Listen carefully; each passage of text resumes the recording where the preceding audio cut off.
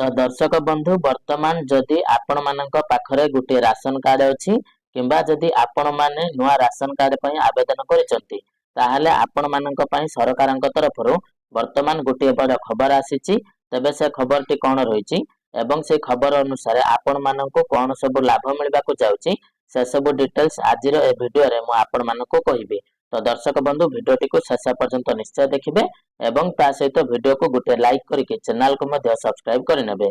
तो दर्शक बंधु आपण माने एठी स्क्रीन रे मध्य देखि पारथिबे जे वर्तमान आपणकर लेखा जायछि जनवरी रे हिताधिकारी माननकु मिलिबो नुआ राशन कार्ड जुगाण मंत्री को सूचना।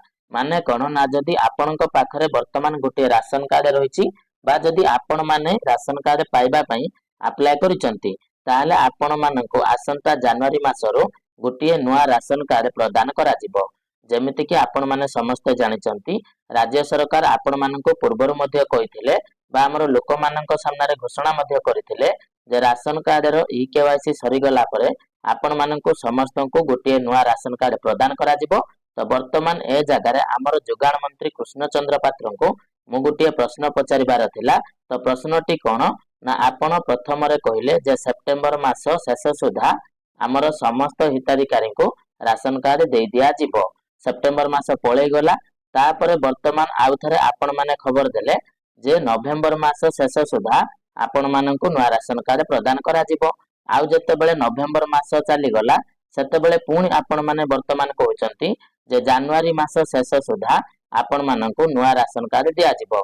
तो एही जनवरी मास रे आपण माननकु राशन कार्ड मिलिबो बोली कोन आपणकर भरोसा हेउची काहे कि ना वर्तमान समय रे हमर जो सरकार अछंती सेमाने जे कोनोसी योजना आसुची सेमाने खाली तारीख ऊपर तारीख देउचंती बा आपण माननकर खाली घोषणा मीडिया सामने रे करूचंती किंतु कामटी सेही अनुसार करूनांती।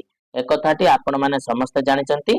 तो चलंतु आउ ए विषय रे आमे माने किछि कथा हेबा नै बा सेमाने कोन कहिचंती आमे माने से विषय रे डिटेल्स रे जानि नेबा बा खबरटी आपण मानकर कोन रहिछि सेटा टिके देखि नेबा। तो देखंतु जनवरी रे नुआ राशन कार्ड दिया जिवो ए नै सूचना दैचंती खाद्य जुगाण मंत्री कृष्णचंद्र पात्र। से कहिचंती चलित मास रे ई केवाईसी जांच सरिबो। गत जुलाई मासरु आरंभ होइतिबा ई केवाईसी जांच नवेम्बर रे सरिबो। 16 लाख रु अधिक अयोग्य हिताधिकारी चिन्हट होइचंती। तो वर्तमान आपण मानकर जेउ माने भी राशन कार्ड हिताधिकारी थिले सेमानकर जो ई केवाईसी करा जायथिला सेही ई केवाईसी प्रक्रिया आपण मानकर ए नवेम्बर मास शेष सुधा सरि जिवो एवं ता सहित वर्तमान सुधा 16 लाख रु अधिक अयोग्य हिताधिकारी चिन्हट मध्य होइचंती जेउ मानकर राशन कार्डटा वर्तमान कटिबाको मध्य जाउची। एटा मध्य आपण माने जानि गले। तापरे देखंतु राशन कार्ड रो ई केवाईसी प्रक्रिया शेष होला परे राज्य रे केते जण लोक राशन कार्ड रे शामिल होइचंती यार तालिका प्रस्तुत हेबो। ई केवाईसी जांच सरिबा परे हिताधिकारी माननको जनवरी रे मिलबो नुआ राशन कार्ड।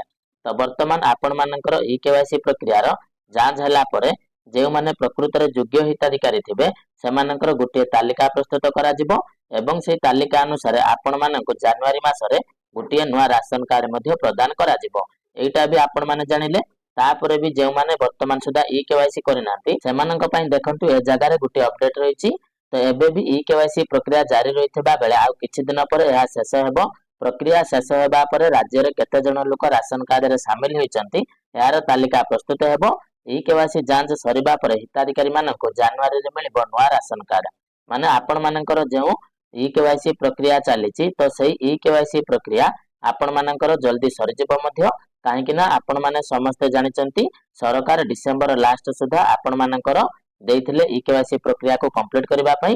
तो वर्तमान ए नै कि से माने कोनोसी फिक्स डेट देउनांती माने हम राज्य रो वर्तमान जे सरकार रहिचंती तो तांकर गुटे प्रॉब्लम हैला जे से माने जे कोनोसी भी घोषणा करूचंती तार गुटे फिक्स डेट लोक माननको देउनांती जा जुगो हमर लोक माने बहुत हैरान मध्य होइचंती। तो ए जगह रे मु हम राज्य सरकार को गुटे अनुरोध करिबी जे जते बेले भी आपण माने हम राज्य रो नुआ योजना आनुचंती तो से योजनाटी केबे ठारू आरंभ हेबो एवं से योजनाटी केबे ठारू कार्यकारी हेबो आउ से योजना रे लोक माननको सुविधा केबे ठारू मिलिबो तो तार गुटे फिक्स तारीख लोक माननको जणातु जा द्वारा कि आपण देइथिबा तारीख अनुसार हम राज्य रो समस्त हिताधिकारी माने सेही कामटी को कंप्लीट करे नेबे एवं से योजना रो सुविधा मध्य पाइबे। तो ए जगह रे आपण माने कोन करूचंती ना ना कोनोसी भी योजना आनुचंती तो सेही योजना रो तारीखटी को घोषणा करूनांती बा सेही योजनाटी एबे ठारू लागू हेबो कहि देउचंती किंतु सेही तारीख अनुसार से योजनाटी को लागू करूनांती।